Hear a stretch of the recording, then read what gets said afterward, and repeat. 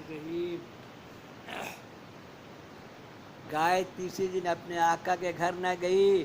آقا نے اس کی بہت تلاش کی، لوگوں کو بھیجا، جنگل و میدان میں نہ ملی۔ آخر ایک عورت دلالہ، دیکھیے قوم میں دلال عورت بھی، قوم بنی اسرائیل سے تھی، ہر گھر میں واسطہ خرید و فروخت کے جاتی تھی۔ اتفاقاً ان دونوں ماں بیٹے کے گھر گئی، دیکھتی کیا ہے کہ ایک گائے ذبح کر کے دونوں ماں بیٹے کباب بنا کر کھا رہے ہیں۔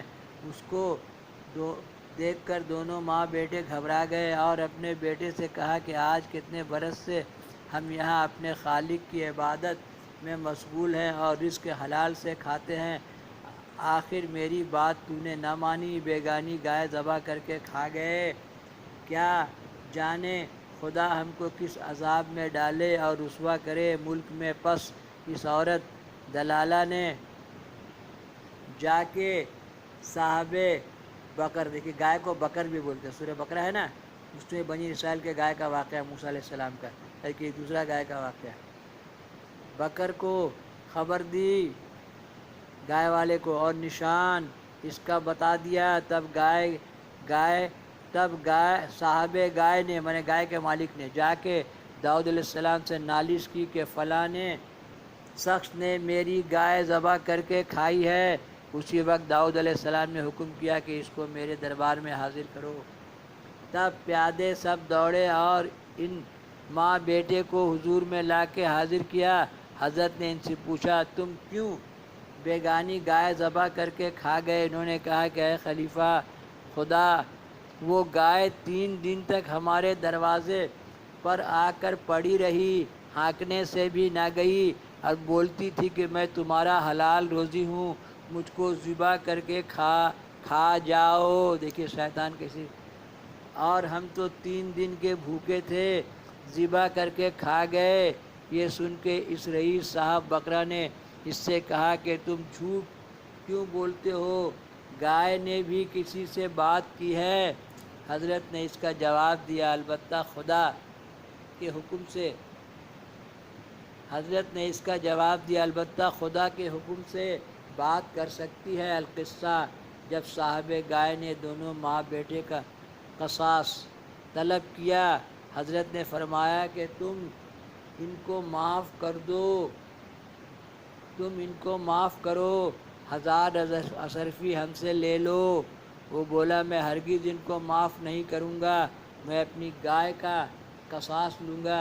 کیا داؤد السلام نے اس سے کہا کہ اس گائے کا چمڑا بھر کے اشرفی مجھ سے لو، ان کو اس خطا سے معاف کر۔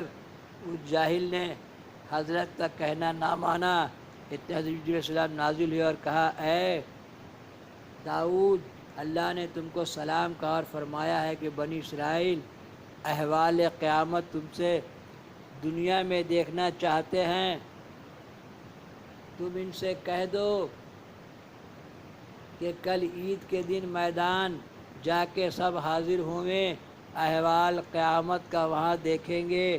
تب حضرت نے انہوں سے کہہ دیا، وہ سب چھوٹے بڑے زن و مرد قوم کے اس میدان میں عید کے روز جا کے حاضر ہوئے اور داؤد علیہ السلام ممبر پر چڑھ کے زبور پڑھنے لگے۔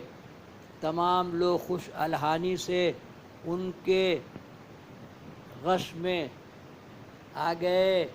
اس وقت جبرائیل علیہ السلام نے حضرت داؤد علیہ السلام سے کہا، اس رئیس قوم صاحب گائے سے پوچھو کہ اس دن کو یاد کر کہ جس دن شام کی راہ سے فلاں سوداگر کے ساتھ تو نوکر ہو کے جاتا تھا، اس کے ساتھ